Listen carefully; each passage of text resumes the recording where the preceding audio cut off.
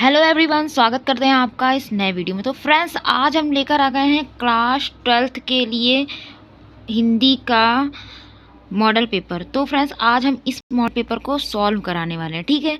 और सॉल्व पूरा इसका सॉल्यूशन के साथ आपको लेकर आ गए हैं,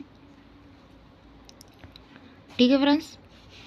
और आप लोग देख सकते हैं कि मॉडल पेपर कैसे आता है, ठीक है। पहला हमारा क्या है, आचरण की सभ्यता के लेखक हैं तो हैं रामचंद्र शुक्ल, महावीर प्रसाद द्विवेदी, संपूर्णानंद, अध्यापक कुंवर सिंह। इसका राइट आंसर हो जाएगा अध्यापक कुंवर सिंह, ठीक है। चिंतामणि निबंध संग्रह के लेखक हैं भारतेंदु हरिश्चंद्र, महावीर प्रसाद द्विवेदी, रामचंद्र शुक्ल, हजारी प्रसाद द्विवेदी। तो इसका सही आंसर हो जाएगा हजारी प्रसाद द्विवेदी। तो फ्रेंड्स, कल की वीडियो में हमने बताया था कि मॉडल पेपर सॉल्व लेकर आएंगे हम, और किसी बच्चे ने कहा था कि मॉडल पेपर ये सॉल्व करा दीजिए, ठीक है। तो हम सॉल्व कराने के लिए आ गए हैं, ठीक। उसने कहा था कहानी के लेखक हैं, उसने कहा था कहानी के लेखक कौन है, जयशंकर प्रसाद, भारतेंदु हरिश्चंद्र, चंद्रधर शर्मा गुलेरी, महावीर प्रसाद द्विवेदी। तो हमारा सही आंसर है चंद्रधर शर्मा गुलेरी, ठीक है। आगे बढ़ते हैं। राष्ट्र का स्वरूप निबंध वासुदेव शरण अग्रवाल के किस निबंध संग्रह से लिया गया है? भारत की एकता, कल्पवृक्ष, पृथ्वीपुत्र, कला और संस्कृति। तो इसका सही आंसर हो जाएगा पृथ्वीपुत्र, ठीक है।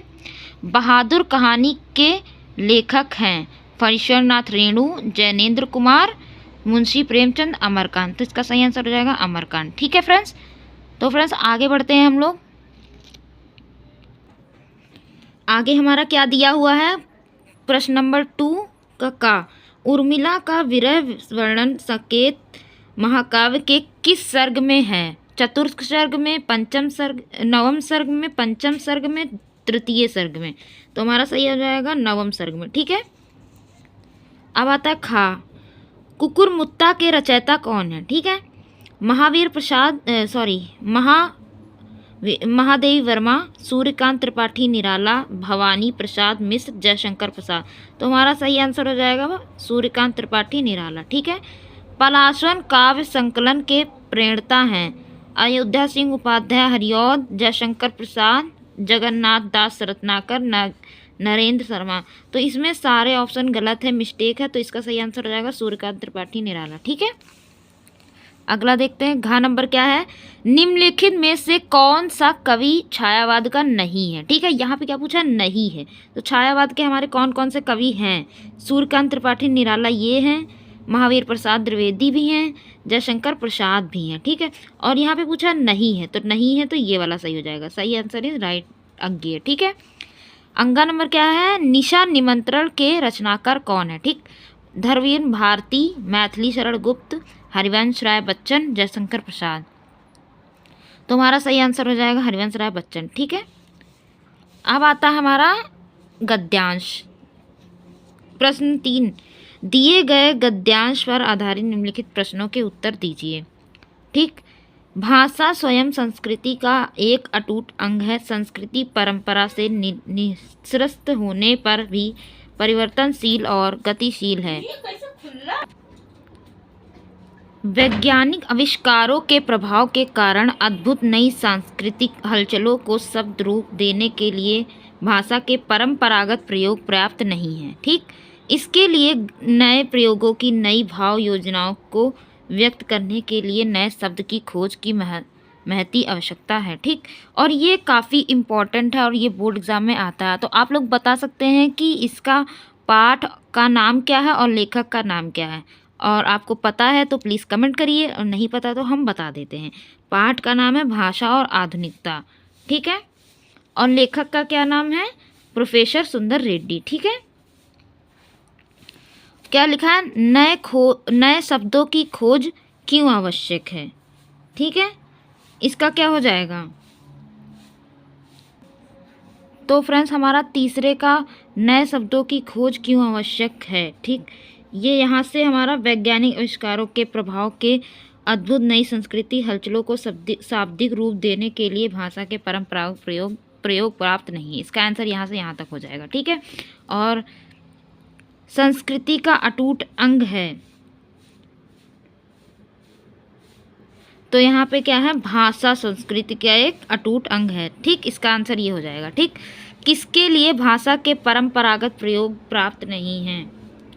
ठीक, ये वाला किसके लिए, ये वाला क्वेश्चन का आंसर ये हमने यहाँ पे लिख दिया है, आप लोग देख सकते हैं। और वैज्ञानिक आविष्कारों के प्रभाव के कारण अद्भुत नई संस्कृति के हलचलों को शाब्दिक रूप देने के लिए भाषा एक परंपरागत प्रयोग प्राप्त नहीं है। ठीक फ्रेंड्स, ऐसे ही आपको बोर्ड एग्जाम में लिखना है, आप लोग देख सकते हैं।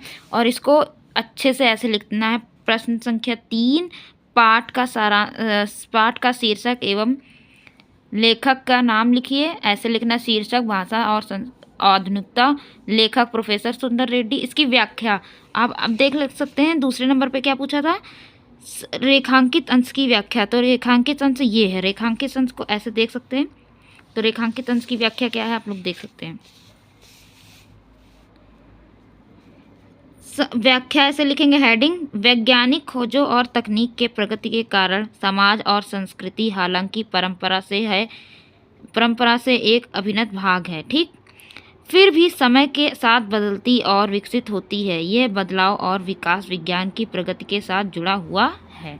ठीक, ये हमारा हो गया इसकी व्याख्या। और ये क्वेश्चन नंबर 3 का आंसर है। और ये भाषा स्वयं संस्कृत का एक अटूट अंग है। ठीक है, और ये 5वां का आंसर है। ठीक, इसको ऐसे ही आप लोगों को बोर्ड एग्जाम में लिखना है। ठीक, अब हम अगले क्वेश्चन पे चलते हैं। और फ्रेंड्स, आप लोगों को बता दें कि ये जो हमारे पास गद्यांश दिया होता है, इसी में आपके ये जितने भी ये 5 क्वेश्चन दिए हैं, इन्हीं के पूरे के आंसर आपको इसमें मिल जाएंगे। ठीक है, और आपको तकलीफ लेने की कोई ज़रूरत नहीं है। सारे क्वेश्चन का आंसर इसी में होता है, बस थोड़ा सा ध्यान से पढ़ने के ऊपर है। ठीक है, अब आगे बढ़ते हैं। तो फ्रेंड्स, आप लोग देख सकते हैं, ये अथवा में ये हमारा दिया होता है पृथ्वी और आकाश। आप लोग ये करिए या वो पीछे वाला करिए जो अभी हमने सॉल्व कराया। ठीक है, इसमें भी 5 क्वेश्चन दिए होते हैं, आप लोग दोनों में से किसी एक को कर सकते हैं। अब आता है हमारा दिए गए पद्यांश पर आधारित निम्नलिखित प्रश्नों के उत्तर। Question number 4। ठीक है, ये है, कोई प्यारा कुसुम कुम्हाला गेह में जो पड़ा हुआ है। ठीक, ये वाला जो है पवन दूतिका वाले चैप्टर से है। और फ्रेंड्स, अगर आप लोगों को इसमें बच्चों को ज़्यादातर दिक्कत होती हैं, लेकिन कोई बात नहीं, दिक्कत नहीं होगी आपसे। ठीक, और इसके अगले में देख सकते हैं हम लोग कौन सा है। ये हमारे पास आ गया है, सावधान मनुष्य यदि विज्ञान है तलवार, तो इसे दे फेंक तजकर मोह स्मृति के पार। हो चुका है सिद्ध है तू शिशु अभी नादान, फूल कांटों की तुझे कुछ भी नहीं पहचान। खेल सकता तू नहीं ले हाथ में तलवार, काट लेगा अंग तीखी है बड़ी यह धार। ठीक है, ये किस चैप्टर से लिया गया है, प्लीज़ हमें बताइए। ठीक, किस चैप्टर से लिया गया? रामधारी सिंह दिनकर वाले चैप्टर से। ठीक है फ्रेंड्स, अब आते हैं हमारा उपयुक्त गद्यांश का संदर्भ। इसका संदर्भ कैसे लिखेंगे, देखिए, आप लोगों को पाठ का नाम पता होना चाहिए। ठीक, और उसके लेखक का नाम, ठीक, सॉरी, कवि का नाम, इसमें कवि है। ठीक, कवि का नाम पता होना चाहिए। ठीक है फ्रेंड्स, तो अभी हम लोग देख सकते हैं संदर्भ में ऐसे लिखेंगे। ठीक, अभी आप लोगों को हम दिखा दें। तो फ्रेंड्स, आप लोग देख सकते हैं कि हमारा अथवा में हमने अथवा वाला किया था, तो यहाँ पे 4 नंबर क्वेश्चन डाल के अथवा डाल दिया। ठीक, और सावधान मनुष्य डॉट डॉट से लेकर एंड तक इसकी यहाँ यह धार है, यहाँ तक लिख लेंगे। ठीक है, और आप लोग देख सकते हैं ये लिखा संदर्भ लिखा, तो यहाँ पे हमें संदर्भ हेडिंग डालनी है, पहले संदर्भ। ठीक, संदर्भ हेडिंग डाल दिया। उसके बाद प्रस्तुत गद्यांश हमारी पाठ्य पुस्तक के अभिनव मनुष्य नामक पाठ से लिया गया है। इसके रचयिता कौन है? रामधारी सिंह दिनकर। और ये जो इसका कवि का नाम है, इसको ऐसे लिख देंगे और इसके नीचे ब्लैक पेन से अंडरलाइन कर देंगे, और अभिनव मनुष्य ये जो लेशन है उसका अंडरलाइन कर देंगे। ठीक है, आप लोग देख सकते हैं कितना ऐसे ही आप लोग को बोर्ड एग्जाम में संदर्भ लिखना है। ठीक, आगे क्या क्वेश्चन है, लिखा है रेखांकित अंश की व्याख्या कीजिए। ठीक, ये हमने क्या लिखा है, रेखांकित अंश की व्याख्या आप लोग देख सकते हैं। ठीक, सावधान मनुष्य यदि विज्ञान है तलवार, तो इसे दे फेंक तजकर मुँह स्मृति के पार। तो फ्रेंड्स, आप लोग देख सकते हैं इसका हमने व्याख्या की हुई है, आप लोग को दिखा देते हैं। देखिए व्याख्या क्या बताता है, कवि कहते हैं, ठीक, आप लोगों को व्याख्या जब करनी हो तो पहले ऐसे लिखेंगे, कवि कहते हैं, ठीक, कॉमा, कि हे मनुष्य, यह बात सिद्ध हो चुकी है कि तू अभी न समझ शिशु के समान है। तेरे अंदर अच्छे और बुरे, फूल और कांटों में भेद करने की क्षमता नहीं है। तू इतना नादान है कि तलवार जैसी खतरनाक वस्तु को हाथ में लेकर खोलने की कोशिश कर रहा है, जबकि उसकी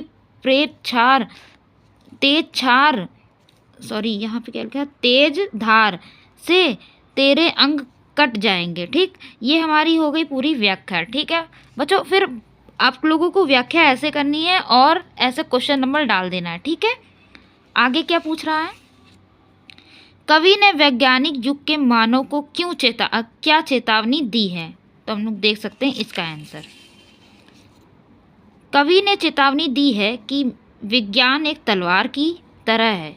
यदि मनुष्य इसका उपयोग विनाश के लिए करता है तो उसे तलवार फेंक देनी चाहिए और मोह माया से ऊपर उठकर आचरण करना चाहिए, ठीक है। ये हमारा तीसरा क्वेश्चन का आंसर हो गया, ठीक है। और चौथा क्या है, पद्य में फूल और कांटों से क्या तात्पर्य है, ठीक है। इसका आंसर देखते हैं। पद्य में फूल कांटों का तात्पर्य विज्ञान के रचनात्मक और कल्याणकारी उपयोग से है, जबकि कांटों का तात्पर्य विज्ञान के विनाशकारी और हानिकारक उपयोगों से है, ठीक है फ्रेंड्स। अब आते हैं पांचवा का क्या क्वेश्चन है, पहले क्वेश्चन देखते हैं। कवि ने विज्ञान तलवार के प्रयोग करने से क्यों मना किया है, इसका आंसर क्या है। कवि ने विज्ञान तलवार का प्रयोग करने से इसलिए मना किया है क्योंकि मनुष्य अभी नादान और अविवेकी है और वह विज्ञान के सही और गलत का उपयोग के में अंतर नहीं समझता है। विज्ञान का गलत उपयोग, यहाँ पे होगा उपयोग, ठीक। क्या लिखा है, विज्ञान का गलत प्रयोग कर उसके अपने अस्तित्व के लिए खतरनाक साबित हो सकता है, ठीक है। हमारा क्वेश्चन नंबर 5 है, इसका पूरा आंसर यहाँ से यहाँ तक। और आप लोग देख सकते हैं बोर्ड एग्जाम में ऐसे ही आप लोगों को लिखना है, ठीक है फ्रेंड्स, आप लोग देख सकते हैं। और ये काफ़ी इंपॉर्टेंट है, सावधान मनुष्य वाला, ठीक है, आप लोग देख सकते हैं, ठीक है। अब हम आगे बढ़ते हैं फ्रेंड्स। आ जाता है हमारा क्वेश्चन नंबर 5। निम्नलिखित में से किसी एक लेखक का साहित्यिक परिचय देते हुए उनकी प्रमुख कृतियों का उल्लेख कीजिए। अधिकतम कितना फ्रेंड्स शब्द है, 80 शब्द, ठीक है। और आप लोगों को हजारी प्रसाद द्विवेदी, कन्हैयालाल मिश्र, प्रभाकर, हरिशंकर परसाई, इन सब का तीनों को याद कर लेना है, ठीक है। और इसमें एक क्या बोला है, एक लेखक का साहित्यिक परिचय, ठीक है, साहित्यिक परिचय लिखना है। तो आप लोगों को हम दिखा सकते हैं साहित्यिक परिचय कैसे लिखते हैं, ठीक है, आप लोग देख सकते हैं, ठीक लिखा है ऐसे। हम लोग हेडिंग डालेंगे पहले क्वेश्चन नंबर 5, हजारी प्रसाद द्विवेदी, ठीक। साहित्यिक परिचय हम लिख रहे हैं, पहले इसका शॉर्ट में संक्षिप्त परिचय लिखेंगे बॉक्स बनाकर, ऐसे बोर्ड कॉपी में लिखना है, ठीक है। जन्म स्थान बलिया जिले के दूबे का छपरा नामक ग्राम, ठीक है। मृत्यु हुई थी 1907 में। इनके पिता कौन थे, अनमोल द्विवेदी। माता कौन थी, ज्योतिषमती। शिक्षा काशी हिंदू विश्वविद्यालय से। और भाषा इनकी क्या थी, शुद्ध, परिमार्जित, प्रौढ़ और सरस, ठीक है। रचनाएं क्या है, अशोक के फूल, कुटज, प्रवाह, विचार और वितर्क। इनको पुरस्कार कौन कौन से मिला, पद्म भूषण, साहित्य अकादमी, ठीक है फ्रेंड्स। और आप लोगों को ऐसे ही लिखना है। अब आता है हमारा साहित्यिक परिचय, ठीक है। साहित्यिक परिचय ऐसे लिखेंगे, हिंदी के उच्च स्तरीय ललित निबंधकारों में आचार्य द्विवेदी का मूर्धन स्थान है, ठीक है। आत्मविभजना के साथ साथ साहित्य, संस्कृति, प्रकृति, सुषमा, लोक जीवन और समकालीन समस्याओं का मिला जुला क्या लिखा है, स्वावंदन करने में इनकी शैली अभिनव है। इनका उन्मुक्त व्यक्तित्व रह रहकर इनके निबंधों में विनोद की हिलोर चलता है। देश प्रेम और मानव प्रेम का व्यापक चित्र इनके साहित्य के पटल पर अंकित है। इतिहास, पुरातत्व, ज्योतिष, दर्शन और शास्त्रों का सुगम संग्रह है। ठीक है। आचार्य द्विवेदी जी की भाषा में संस्कृति के तत्सम शब्दों के साथ उर्दू, फारसी एवं अंग्रेजी के प्रचलित शब्दों का प्रयोग हुआ है। इनकी शैलियों में विचारात्मक, गवेषात्मक, व्यंग्यात्मक, सूत्रात्मक, भावात्मक, अलंकृत, वर्णात्मक आदि रूप दिखाई पड़ते हैं। तो फ्रेंड्स, आप लोग देख सकते हैं ये ऐसे ही साहित्यिक परिचय लिखा जाता है बोर्ड एग्जाम में, और आप लोग इसका स्क्रीनशॉट ले सकते हैं। ठीक है फ्रेंड्स, अब हम आगे बढ़ते हैं। फ्रेंड्स, आगे बढ़ते हैं, हम देखते हैं क्या लिखा है। खा नंबर क्वेश्चन क्या बोल रहा है, निम्नलिखित में से किसी एक कवि का, ठीक है, साहित्यिक परिचय देते हुए उनकी प्रमुख रचनाओं का उल्लेख अधिकतम शब्दों में 80 शब्दों में कीजिए। ठीक। अयोध्या सिंह उपाध्याय हरिऔध, मैथिली शरण गुप्त, रामधारी सिंह दिनकर, इन तीनों का आप लोगों को याद करना है। क्या? साहित्यिक परिचय। ठीक है, साहित्यिक परिचय याद कर लेना। और बोर्ड एग्जाम के काफ़ी कम टाइम बचा हुआ और आप लोग अभी से पढ़ाई शुरू कर दीजिए। ठीक है, अब हम देख सकते हैं साहित्यिक परिचय कैसे लिखते हैं कवि में। ठीक, आप लोग देख सकते हैं साहित्यिक परिचय कैसे लिखते हैं। ठीक, पहले यहाँ पे खा नंबर क्वेश्चन डालेंगे, अयोध्या सिंह उपाध्याय हरिऔध। ठीक है, ऐसे इसका बॉक्स बनाएंगे संक्षिप्त परिचय के लिए। जन्म स्थान आजमगढ़ उत्तर प्रदेश, जन्म 1865 ईस्वी, शिक्षा घर पर हुई संस्कृत फारसी अंग्रेजी, निधन हो गया 16 मार्च 1947 ईस्वी को। रचनाएं क्या थी? वैदेही वनवास, रसकलश, चौखे चौपादे, चुभते चौपदे आदि। ठीक है, अब इनका साहित्यिक परिचय एकदम सरल शब्दों में बच्चों दिया गया, हमने एकदम सरल शब्दों में रिसर्च कर इसको लिखा है। ठीक है, साहित्यिक परिचय। अयोध्या सिंह उपाध्याय हरिऔध, प्रिय प्रवास खड़ी बोली हिंदी का पहला महाकाव्य जिसे काफ़ी प्रतिष्ठा मिली। हिंदी के महाकाव्य से इन्हें काफ़ी प्रतिष्ठा मिली थी। इनकी अन्य प्रमुख रचनाएं वैदेही वनवास, रस कलश, चौखे चौपादे, चुभते चौपते आदि थे। ठीक है, इनकी शैलियां भी हैं। द्विवेदी युग के प्रमुख कवि जिन्होंने खड़ी बोली को काव्य भाषा, ठीक है, खड़ी बोली को क्या काव्य भाषा के रूप में स्थापित किया। ठीक है, किया और सामाजिक राष्ट्रीय चेतना को प्रमुखता दी।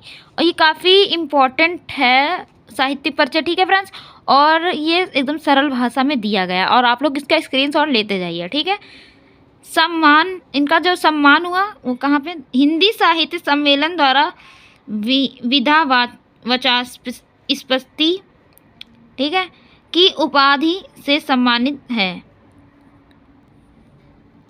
ठीक है, इनका जो सम्मान था, सम्मान वाली लाइन है ये यहाँ से है। ठीक है, सम्मान हिंदी साहित्य सम्मेलन द्वारा विधा वाचस्पति की उपाधि से सम्मानित है। ठीक है, प्रिय प्रवास के लिए मंगला प्रसाद पारितोषिक प्राप्त हुआ। ठीक, और ये यहाँ तक इसका ये समाप्त होता है।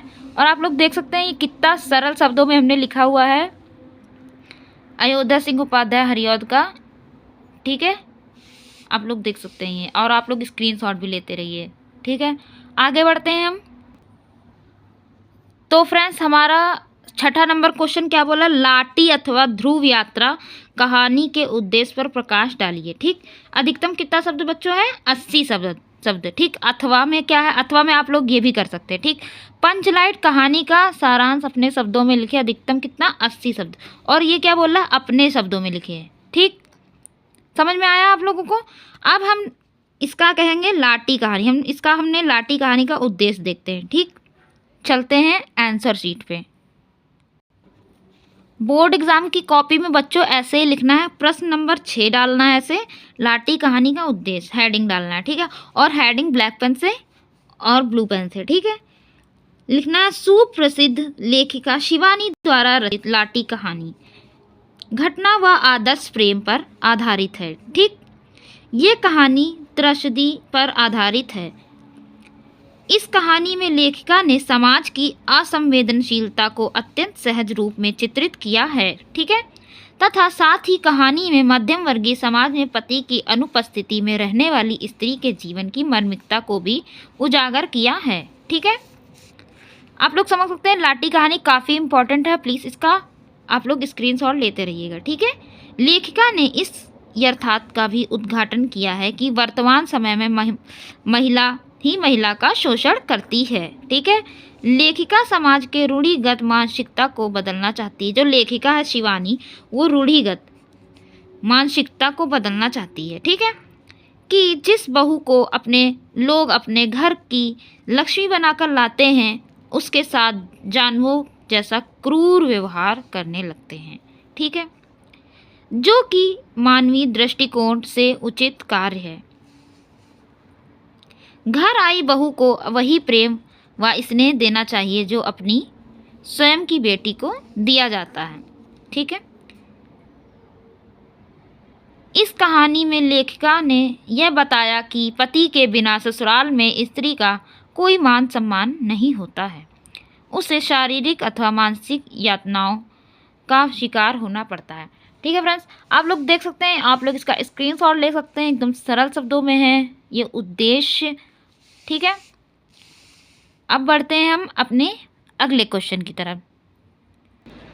तो फ्रेंड्स हमारा अगला क्वेश्चन क्या है, क्वेश्चन नंबर 7। स्वपठित खंड काव्य के आधार पर किसी एक खंड ठीक है के प्रश्न के उत्तर दें, ठीक है। अधिकतम कितना 80 शब्द, ठीक है। श्रवण कुमार खंड काव्य के नायक का चरित्र चित्रण।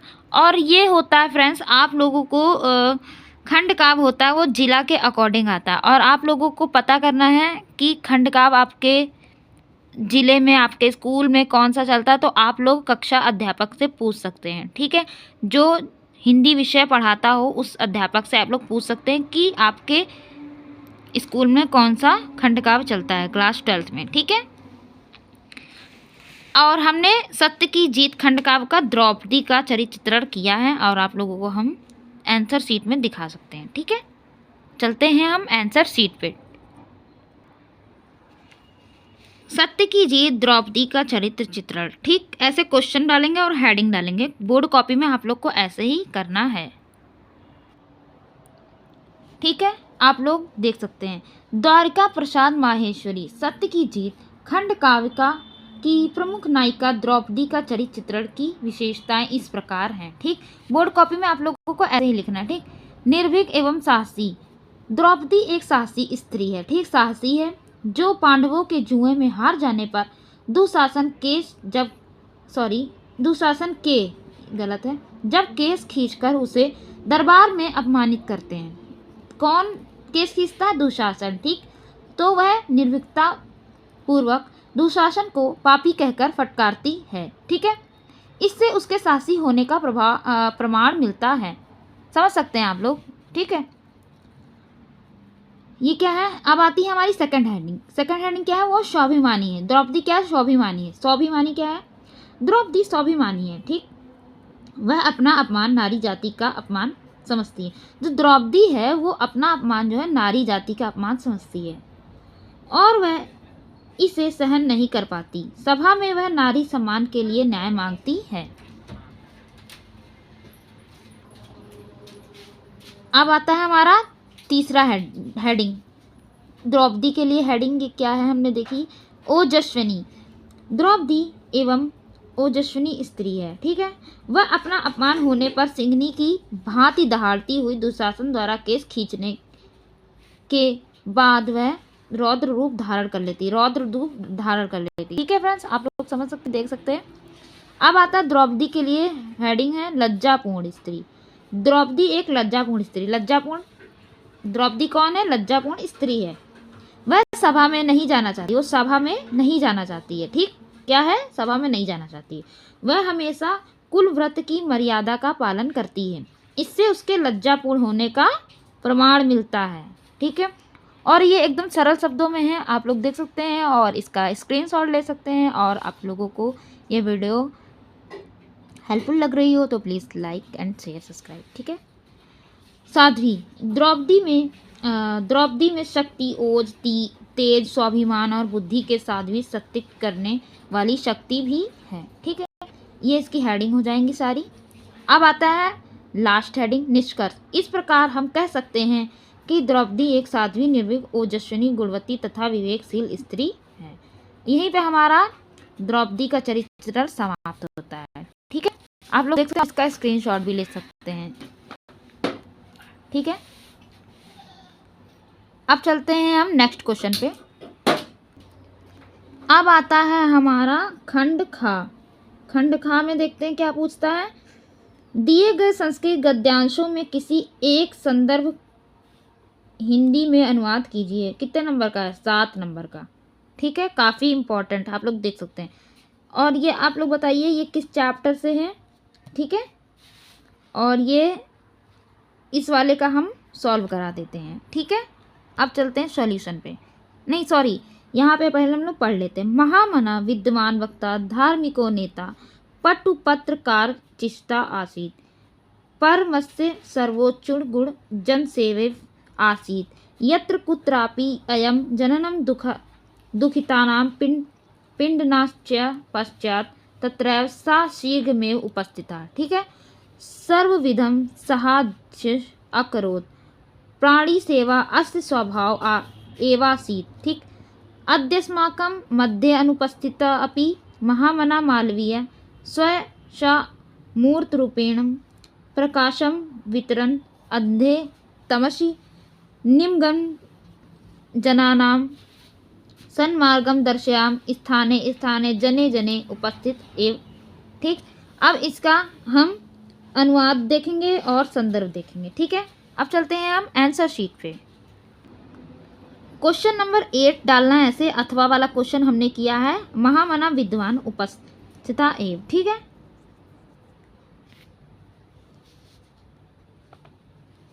संदर्भ कैसे लिखेंगे?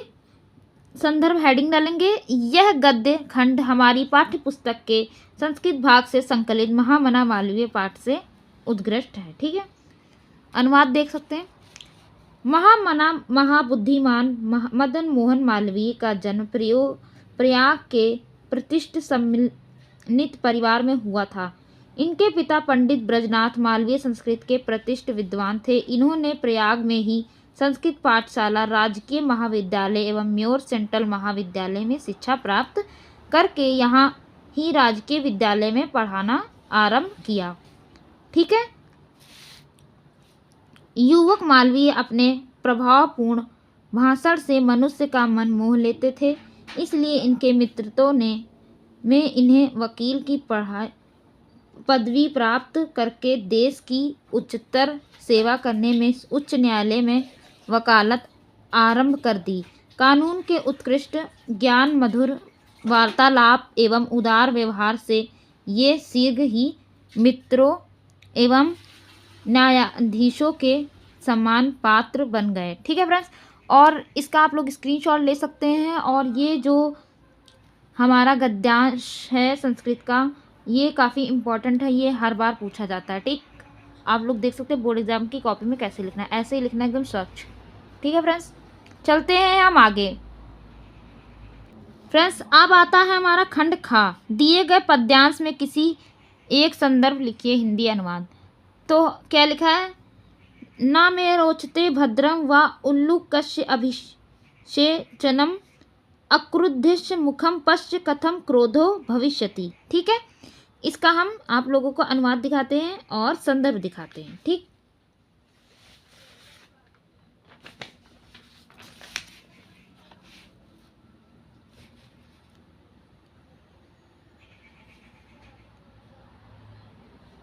देख सकते हैं आप लोग क्या लिखा है।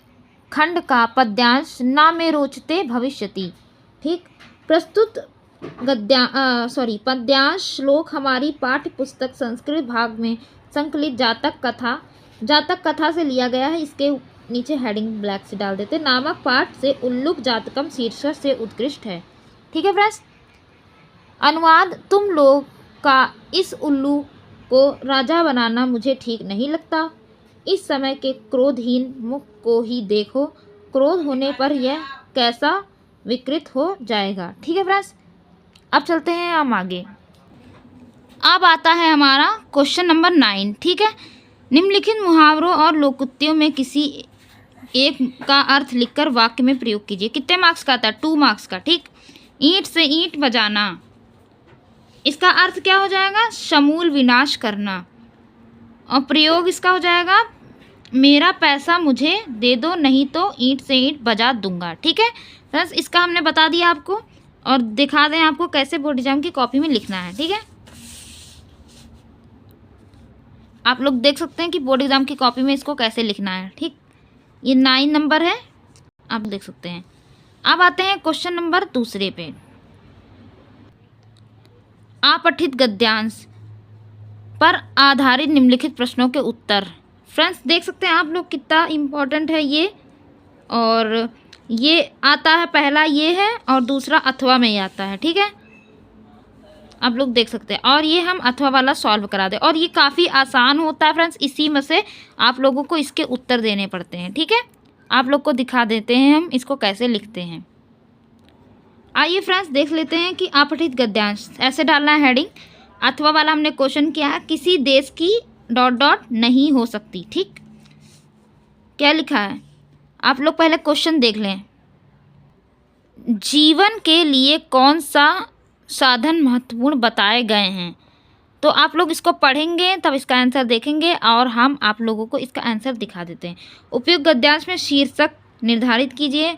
भारत में नारी का महत्वपूर्ण स्थान किस काल में था, तो फ्रेंड्स इसका आंसर आप लोग को दिखा देते हैं। विद्या, धन और शक्ति जीवन के लिए महत्वपूर्ण साधन बताए गए हैं, इसका आंसर ये है नारी सशक्तिकरण। इसका शीर्षक क्या है, नारी सशक्तिकरण का महत्व। ठीक है, भारत में नारी का महत्वपूर्ण स्थान वैदिक युग में था। ठीक, तो फ्रेंड्स हम लोग आगे बढ़ते हैं क्वेश्चन की तरफ। अब आता है हमारा क्वेश्चन नंबर 11। निम्नलिखित शब्द युग्मों का सही अर्थ चयन करके लिखिए। मनोज, मनोज्ञ, तो इसका सही आंसर क्या हो जाएगा, कामदेव, सुंदर। ठीक है फ्रेंड्स, सूर, शूर, सुर, तो इसका सही आंसर हो जाएगा वीर, देवता। ठीक है फ्रेंड्स, खा नंबर क्या है, निम्नलिखित शब्दों में किसी एक शब्द के 2 सही अर्थ बताइए। तो फ्रेंड्स आर्क का मतलब होता है सूर और इसका दूसरा होता है आग का पौधा। ठीक है, गा नंबर क्वेश्चन क्या है, निम्नलिखित वाक्यांशों में शब्द का चयन करके लिखिए। किए हुए उपकार को मानने वाला क्या हो जाएगा, कृतज्ञ। ठीक है फ्रेंड्स, ये हमारा सही आंसर हो जाएगा। ठीक, जो किए गए उपकार को ना मानता हो, कृतज्ञ। ठीक है फ्रेंड्स, निम्नलिखित में किसी 2 वाक्यों को शुद्ध करके लिखिए। लिखा है मोहन ने अलमारी खरीदा, अध्यापक ने हमसे निबंध लिखवाया, शिक्षक ने छात्र की प्रशंसा की। ये जो छात्र है ये गलत है। ठीक है, यहाँ पे महादेवी वर्मा कवित्री थी। ठीक, ये गलत है यहाँ पे। अब इसका हम आप लोगों को आंसर दिखा देते हैं कि बोर्ड एग्जाम की कॉपी में आप लोग कैसे लिखेंगे। ठीक, देख लेते हैं आंसर। सही युग्म का सही अर्थ मनोज, मनोज्ञ, कामदेव, सुंदर, इसका सही हो जाएगा। ठीक, शूर, सुर, वीर और देवता सही हो जाएगा इसका। शब्द का अर्थ आर्क, सूर्य, आग का पौधा भी हमने बताया आप लोगों को। सही चयन में क्या है, किए हुए उपकार को मानने वाला कौन होगा, कृतज्ञ। ठीक, वाक्य को शुद्ध करिए। अध्यापक ने हमसे निबंध लिखाया,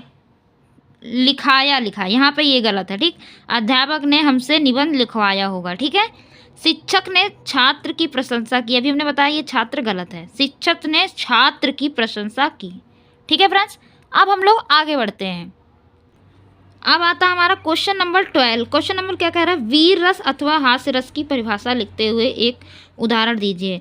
तो हम हास्य रस की परिभाषा भी आपको दिखाएंगे। ठीक है, खा नंबर क्या है, उपमा अलंकार अथवा श्लेष अलंकार का लक्षण उदाहरण लिखिए। ठीक, दोहा अथवा कुंडलिया छंद की मात्रा सहित लक्षण उदाहरण लिखिए। ठीक है फ्रेंड्स, आप लोगों को कॉपी में दिखा देते हैं कैसे लिखना है। ठीक है फ्रेंड्स, आप लोग देख सकते हैं 12 नंबर का हास्य रस अपने अथवा पराये के परिधान, वेशभूषा, वचन अथवा क्रियाकलाप आदि के उत्पन्न हुआ हास नामक स्थायी भाव, विभाव, अनुभव और संचारी भावों के संयोग के हास्य रूप ग्रहण करता है। ठीक, नाना वाहन नाना वेशा विहसे शिव समाज निज देखा, कौ मुखहीन विपुल मुख कहू, बिन पद कहू, बहु पद पद बाहु। ठीक है फ्रेंड्स, इसका उदाहरण हो जाएगा। और ये काफ़ी इम्पोर्टेंट है हास्य रस, और आप लोग देख सकते हैं ये काफ़ी इजी है। ठीक है, अब आता है हमारा खा नंबर, उपमा अलंकार। उपमा जिसके लिए उपमा दी जाती है। ठीक है, उपमा कौन होता है? जिसके लिए उपमा दी जाती है। ठीक, और उपमान उपमा जिसके साथ तुलना की जाती है, जिसके साथ हम जिससे तुलना करते हैं। ठीक है, के समान धर्म कथन को उपमा अलंकार कहते हैं। हरिपद कोमल कमल से। ठीक, यहाँ पे क्या है देख सकते हैं आप लोग। स्पष्टीकरण हम क्या लिखेंगे? उपमेय। उपमेय क्या है? हरिपद। ठीक, उपमान हमारा है कलम। ठीक, वाचक से है, साधारण धर्म कोमलता है। ठीक है फ्रेंड्स, आप लोग समझ में आ गया। और ये काफ़ी इंपॉर्टेंट है, सरल शब्दों में आप लोग देख सकते हैं। अब आता है हमारा दोहा। दोहा क्या है? दोहा अर्ध सममात्रिक छंद है। अर्ध सममात्रिक छंद है, ये आप लोग को पता होगा। इसमें 4 चरण होते हैं। ठीक है, इसमें 4 चरण होते हैं। ठीक, इसके पहले और तीसरे चरण। ठीक, विषम चरणों में 13-13 मात्राएं होती हैं, आप लोगों को पता ही होगा।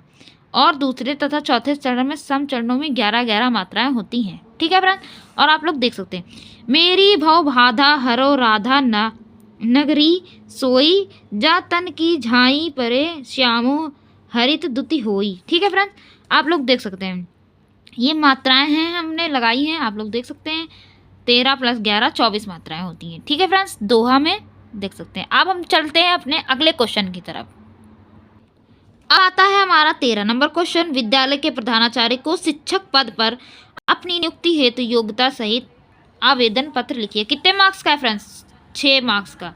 तो फ्रेंड्स काफ़ी इंपॉर्टेंट है, ये आप लोग देख सकते हैं। अब आता विद्यालय में खेलकूद सामग्री की ओर ध्यान आकर्षित करते हुए प्रधानाचार्य को एक प्रार्थना पत्र लिखिए। ठीक, इन दोनों में से किसी एक को लिखना है, और हमने इसको लिखा है, हम आपको इसको दिखाने वाले हैं। ठीक है फ्रेंड्स, आइए हम क्वेश्चन आंसर शीट देखते हैं।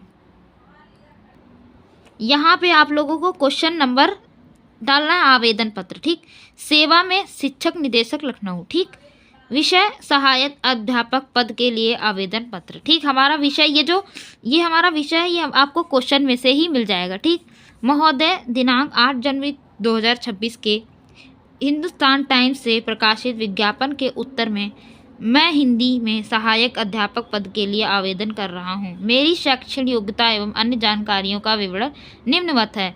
तो इसका पता नाम ऐसे डाल देना है। ठीक है, आप लोग देख सकते हैं। फिर शैक्षणिक योग्यता के लिए आप लोगों को ये सारणी बनानी होगी कि आप स्कूल, इंटरमीडिएट, बीए। ठीक है, ये आप लोगों को ठीक लिख देना है। ठीक है फ्रेंड्स, और ये नीचे आता है विद्यालय तथा महाविद्यालय स्तर पर हुई वाद विवाद प्रतियोगिताओं के प्रथम पुरस्कार विजेता कुछ एक सांस्कृतिक कार्यक्रम के विफल संचालन का अनुभव। मेरा अध्यापन में अत्यधिक रुचि है। यदि आपने इस पद का उत्तरदायित्व सौंपा तो मैं पूर्ण निष्ठा से उसका निर्वाह करूंगा तथा कभी शिकायत का अवसर नहीं दूंगा। सेवा का अवसर प्रदान कर कृतार्थ करें। धन्यवाद। यहाँ पे लिखा भवदीय XYZ। ठीक है फ्रेंड्स, यहाँ पे आप लोग को अपना नाम नहीं लिखना है। ठीक है फ्रेंड्स, और आप लोग को नाम नहीं लिखना है, और जैसे यहाँ पे नाम बोला है तो नाम काखा गागा, पिता का नाम आबासा। ठीक है, ऐसे लिख देना है। ठीक है, और आप लोगों को इंग्लिश का हो पत्र, लेटर यानी, और चाहे हिंदी का हो, आप लोगों को नाम बिल्कुल भी नहीं लिखना है। ठीक है फ्रेंड्स, चलिए आगे बढ़ते हैं। आगे हमारा क्वेश्चन नंबर क्या बोल रहा है? 14। अब आते हैं हम आखिरी पे। निम्नलिखित विषयों में किसी एक विषय पर अपनी भाषा शैली में निबंध लिखिए। आतंकवाद की समस्या का कारण और निवारण, प्रदूषण के निराकरण के उपयोग, विज्ञान वरदान अभिशाप, विद्यार्थी जीवन में अनुशासन का महत्व, प्रिय खेल। तो फ्रेंड्स ये सारे इंपॉर्टेंट हैं, हमारे काफ़ी इंपॉर्टेंट हैं। ठीक है फ्रेंड्स, आप लोग देख सकते हैं। और हम आप लोगों को दिखाते हैं विद्यार्थी में अनुशासन पर निबंध, और एकदम सरल शब्दों में है। ठीक है फ्रेंड्स, और आप लोगों को वीडियो ज़रा सा भी अच्छा लगे please like and share and subscribe. ठीक है, आगे बढ़ते हैं फ्रेंड्स। हम लोग देख सकते हैं 14 नंबर क्वेश्चन हमारा क्या बोल रहा है? विद्यार्थी जीवन में अनुशासन रूपरेखा पहले लिखेंगे। प्रस्तावना, विद्यार्थी और विद्या, अनुशासन का स्वरूप और महत्व, अनुशासनहीनता के कारण, पारिवारिक कारण, सामाजिक कारण, शैक्षणिक कारण, निवारण के उपाय उपसंहार। तो फ्रेंड्स आप लोगों को बता दें हम कि रूपरेखा के 2 मार्क्स होते हैं, ठीक है फ्रेंड्स, 2 मार्क्स। ठीक, आप लोग देख सकते हैं रूपरेखा को एकदम स्वच्छ और अच्छा लिखेंगे तभी एग्जामिनर आप लोग को रूपरेखा देखेगा, तभी एग्जामिनर नंबर देगा। ठीक है फ्रेंड्स, आगे बढ़ते हैं। प्रस्तावना। प्रस्तावना क्या है? विद्यार्थी देश का भविष्य। सही बात है, भविष्य। देश के प्रत्येक प्रकार का एक विकास विद्यार्थी पर निर्भर है। ठीक है, विद्यार्थी जाति समाज और देश का निर्माता है। ठीक, अतः विद्यार्थी का चरित्र उत्तम होना बहुत आवश्यक है। बिल्कुल सही बात है, उत्तम चरित्र अनुशासन से ही बनता है। अनुशासन जीवन का प्रमुख अंग है। ठीक, और विद्यार्थी जीवन की आधारशिलता है। व्यवस्थित जीवन व्यतीत करने के लिए मात्र विद्यार्थी ही नहीं, प्रत्येक मनुष्य के लिए भी अनुशासित होना अति आवश्यक है। ठीक, जो प्रत्येक मनुष्य यानी हर एक मनुष्य को अनुशासित होना काफ़ी इम्पॉर्टेंट है। ठीक है फ्रेंड्स, अब आती है हमारी दूसरी हेडिंग। दूसरा हेडिंग क्या है? विद्यार्थी का विद्या। विद्यार्थी का अर्थ है अर्थात विद्या प्राप्त करने की कामना करने वाला। ठीक, विद्या अलौकिक और सांसारिक जीवन का मूल आधार है, जो गुरु कृपा से प्राप्त होती है, जो कि गुरु कृपा से प्राप्त होती है। समझ में आ रही है बात?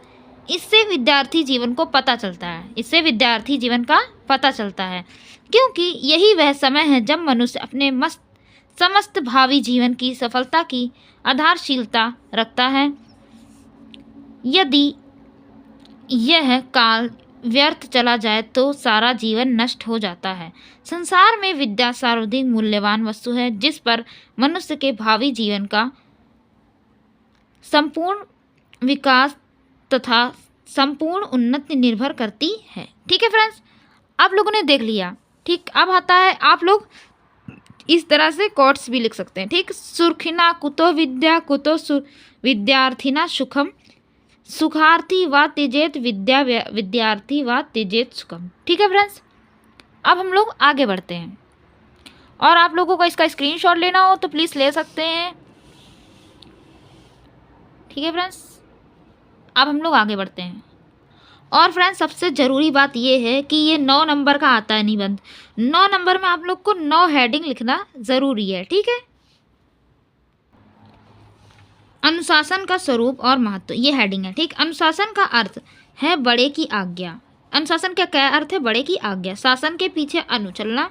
जिन गुरुओं की कृपा से विद्या रूपी रत्न प्राप्त होता है, उनके आदेशानुसार कार्य किए बिना विद्यार्थी की उद्देश्य सिद्धि भला कैसे हो सकती है। ठीक है, अनुशासन का अर्थ है वह मर्यादा जिसका पालन विद्या प्राप्त करने और उसका उपयोग करने के लिए अनिवार्य होता है। ठीक है, अनुशासन का भाव सहज रूप से विकसित किया जाना चाहिए। ठीक है फ्रेंड्स, और आप लोगों को वीडियो हेल्पफुल लग रहा हो तो प्लीज़ लाइक कर दीजिएगा। ठीक है, आगे बढ़ते हैं। अनुशासनहीनता के कारण। ठीक, ये हमारी आती तीसरी हेडिंग है। वस्तुतः विद्यार्थी में अनुशासनहीनता एक दिन में पैदा नहीं होती। बिल्कुल सही बात है, अनुशासनहीनता एक दिन में पैदा नहीं होती है। इसके अनेक कारण हैं, जिन्हें मुख्यतः 4 वर्गों में बांटा गया है। हम लोग देख सकते हैं पारिवारिक कारण। पहला क्या है हमारे पास? पारिवारिक कारण, जिससे हमसे अनुशासनहीनता का क्या कारण है पहला देखते हैं। बालक की पहली पाठशाला उसका परिवार है। बिल्कुल सही बात है, बालक जब होता है तो उसकी पहली पाठशाला उसका परिवार होता है। माता पिता के आचरण का बालक पर गहरा प्रभाव पड़ता है। बिल्कुल सही बात है, माता पिता का जैसा आचरण होगा वैसा ही बच्चा होगा। ठीक, आज बहुत से ऐसे परिवार हैं जिनमें माता पिता दोनों नौकरी करते हैं। बिल्कुल सही बात है, माता पिता दोनों नौकरी करते हैं, जो कि बच्चों को ध्यान नहीं दे पाते हैं, अलग अलग व्यस्त रहते हैं और अपने बच्चों की ओर ध्यान देते हुए उन्हें अवकाश नहीं मिल पाता, यानी छुट्टी नहीं मिल पाती है कि वो अपने बच्चे को ध्यान दे सकें। इससे बालक अपेक्षित होकर विद्रोही बन जाता है। बिल्कुल सही बात है, आजकल का यही है। दूसरी ओर अधिक लाड़ प्यार से बच्चा बिगड़ जाता है, निरंकुश या स्वेच्छाचारी हो जाता है।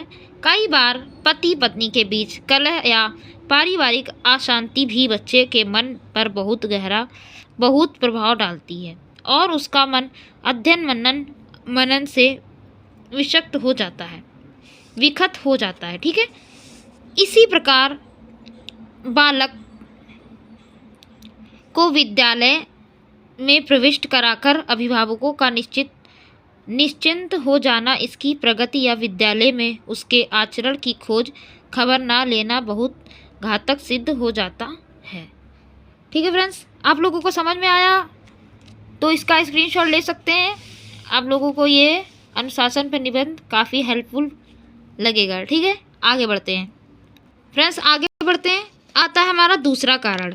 अनुशासनहीनता का दूसरा कारण क्या है? सामाजिक कारण।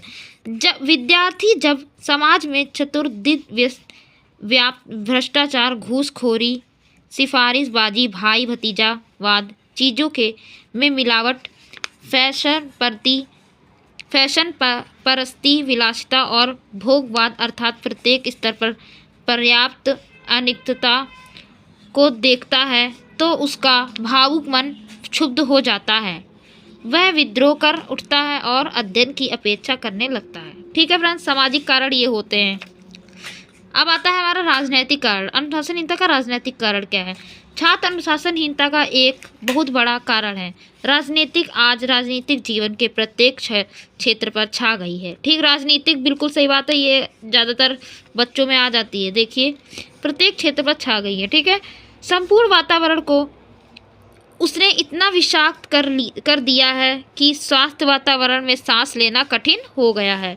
नेता लोग दलीय स्वार्थी की पूर्ति के लिए विद्यार्थियों को नौकरी आदि में प्रलोभन देकर पथ भ्रष्ट करते हैं। ठीक है, अब आता है पांचवा कारण, शैक्षिक कारण। छात्र अनुशासनहीनता का कदाचित सबसे बड़ा कारण यही है। ठीक, अनुशासनहीनता का सबसे बड़ा शैक्षिक कारण है। ठीक है, अध्ययन के लिए आवश्यक अध्ययन सामग्री, भवन सुविधाजनक छात्रावास एवं अन्य सुविधाओं का अभाव, सिफारिश, भाई भतीजावाद या घूसखोरी आदि कारणों से यो कर्तव्यपरायण एवं चरित्रवान शिक्षकों के स्थान पर अयोग्य, अनैतिक और भ्रष्ट अध्यापकों की नियुक्त अध्यापकों द्वारा छात्रों की कठिनाई की अपेक्षा करके ट्यूशन आदि के चक्कर में लगे रहना या आराम मतलबी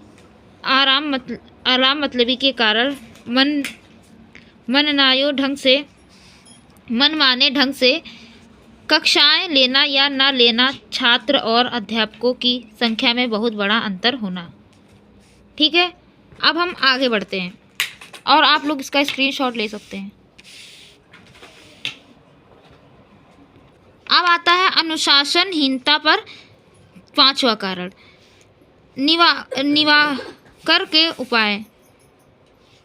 निवारण के उपाय। यदि शिक्षकों को नियुक्त करते समय सत्यता, योग्यता और ईमानदारी का आकलन अच्छी प्रकार कर लिया जाए तो प्रायः यह समस्या उत्पन्न ना हो। प्रभावशाली, गरिमामंडित, विद्वान और प्रसन्नचित्त शिक्षक के सम्मुख विद्यार्थी सदैव अनुशासनबद्ध रहते हैं, क्योंकि वह उस शिक्षक के हृदय में अपना स्थान एक अच्छे विद्यार्थी के रूप में बनाना चाहते हैं। ठीक है, आगे बढ़ते हैं। उपसंहार में देखते हैं।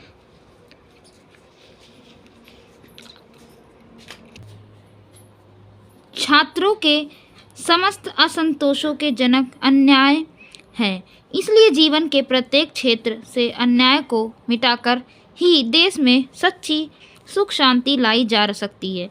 छात्र अनुशासनहीनता का मूल भ्रष्ट राजनीतिक, समाज, परिवार और दूषित शिक्षा प्रणाली में निहित है। तो फ्रेंड्स, ये हमारा निबंध यहीं एंड होता है और आप लोगों को वीडियो ज़रा सा भी हेल्पफुल लगे तो please like, share and subscribe और शेयर ज़रूर करिएगा। Thanks for watching my video.